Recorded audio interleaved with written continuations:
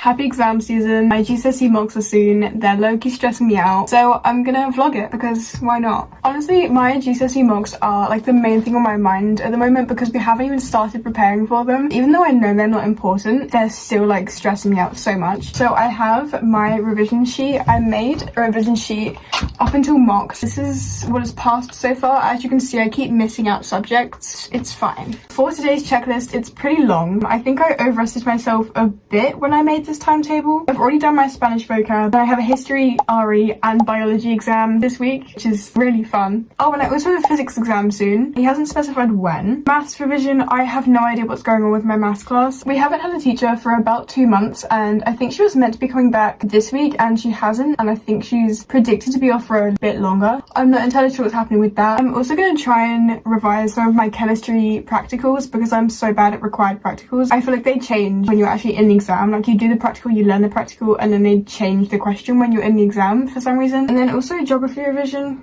I don't even know what playlist I have on at the moment. I'm honestly just letting my Spotify random play songs for me because I cannot study without music. There are so many things I'd rather be doing right now.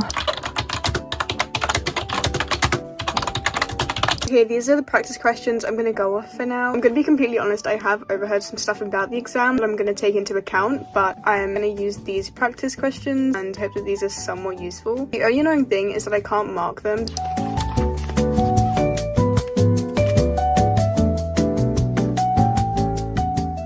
So I did one history exam question. I actually knew more than I thought I did. And now I'm moving on to my RE questions. As far as content I need to learn, it's just like this kind of bottom half that I need to learn.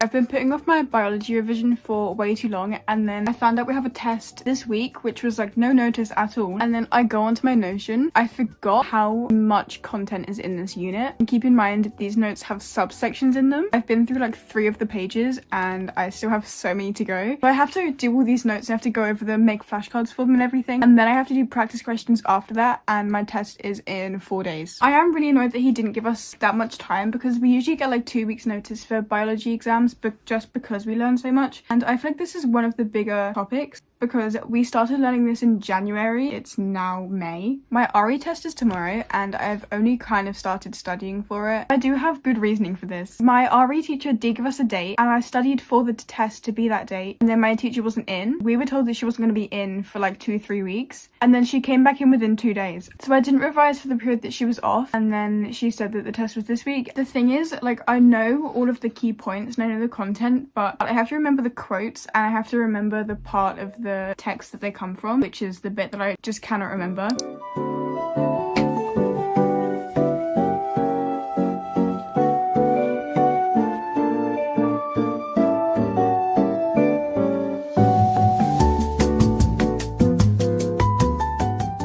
So this is the table fully written out, and now I have to memorize that. This is like partially memorized, but I have to fully memorize it. These like bits in red are what I didn't remember the first time.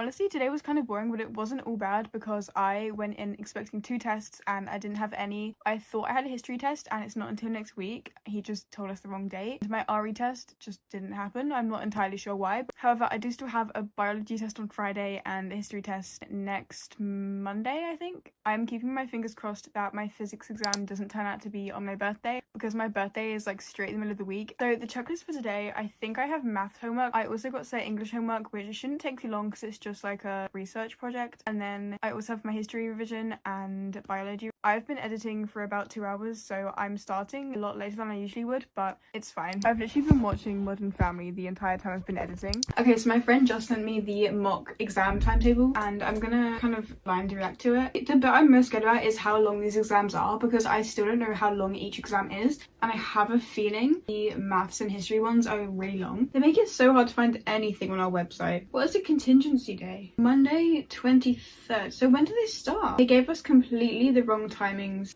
for the start and end date. Okay, so all of the exams are in June. None of them are in May, which is when I thought they were. Oh, I hate English language papers. Oh, I forgot we have 2 maths papers. Wait, so we have history period 1 and period 2, and then we have a 20-minute break, and then period 3 and 4 we have English language for an hour and a half. I feel like they're usually more spaced out than that. I completely forgot that I was meant to be filming this video, so I haven't filmed for like 2 weeks. All of my kind of smaller exams are done, so the only exams I have to worry about now until next year are my mocks. My mocks start in just under a month, so I'm going to start preparing for them now because I know that they will not give us the right preparation that we need. I think we're meant to have around 2 weeks for each subject to prepare. No teacher's going to do that, and they're still setting like homework and everything, so I don't have like any extra time to prepare for stuff. For our mocks, we only do the first paper, so that means I don't have as much to prepare for, but it also means that a lot of the science paper 1 stuff I did in year 9, and I did not pay attention at all in year 9. Okay, so for my planning, I basically just wrote out all the topics that I need for my subjects and the dates of my exams, everything like that. I put it all in my Notion because I put everything on my Notion. Basically just like wrote down everything, and then I'll tick it off as I go along, like a checklist.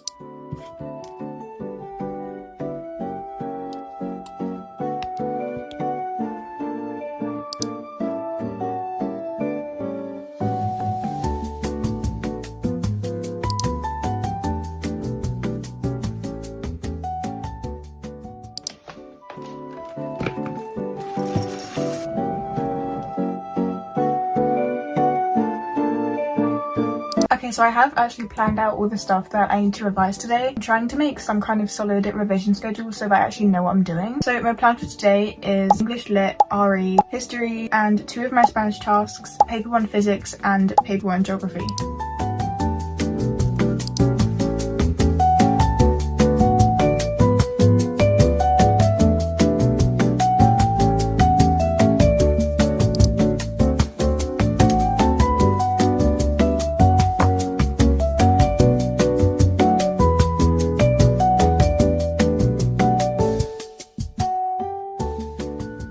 It took me way too long to write all those notes down. Basically what I did was I already had some of these notes, but then I went through my textbook and added any extra stuff. My plan now is just to do all of these flashcards.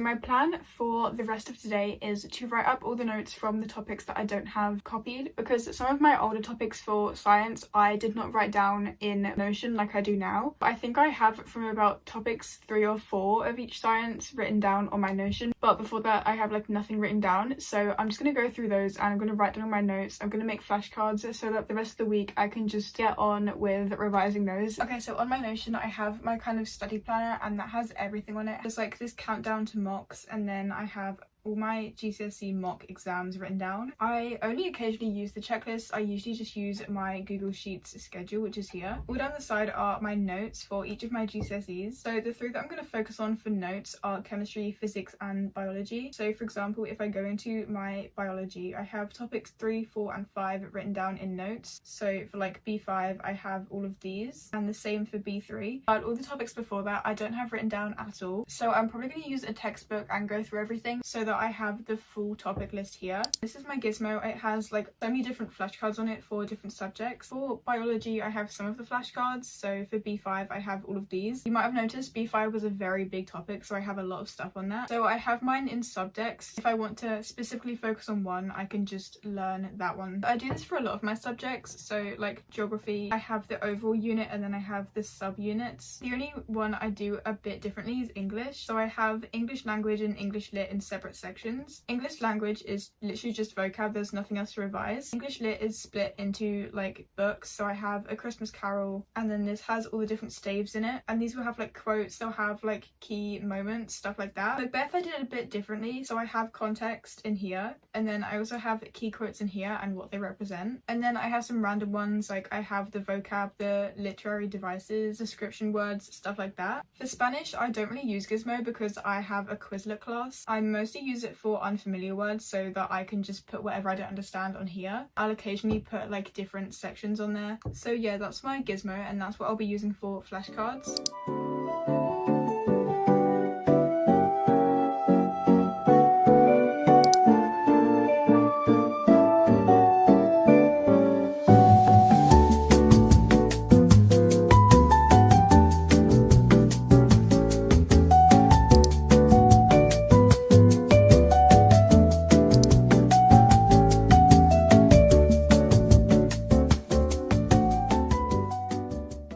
Okay, ignore my hair because it was just raining and my hair is super wet, so we're gonna ignore the like bangs, whatever they're doing. I wanted to show you the stuff that I got from ASOS. It's kind of random. I had a gift voucher there and I have never bought from ASOS, so I didn't know what they had on their website, and it turns out they have so much more stuff than I expected. The first thing is the Sol de Janeiro 62 spray. I expected this to be way bigger. For reference, it's like the size of my hand. I mean, it smells nice, but I feel like it's overhyped. My Victoria's Secret one is the same price, and in my opinion it smells better and it comes with more. I mean, it's nice and it looks cool and I would definitely use it, but I feel like it's not worth the money. Would I spend that much money on that product again? Probably not. The next thing is this Pixie blush stick. This is in a shade that I can't pronounce. It's one of their lightest ones though, I think. Look how cute that is. I feel like that's a decent amount. Okay, the last item is a lip liner, and I can't remember what shade this is in. I made sure that I got this a bit darker than the last lip liner I got because this one is exactly the same shade as my lips, so it doesn't show up at all. This one is like a brownish color, so it's a bit darker. That's my full kind of haul. It's definitely quite a small one, but it cost a lot and I'm very glad I had a gift card for it. This was kind of random, but I just wanted to show it.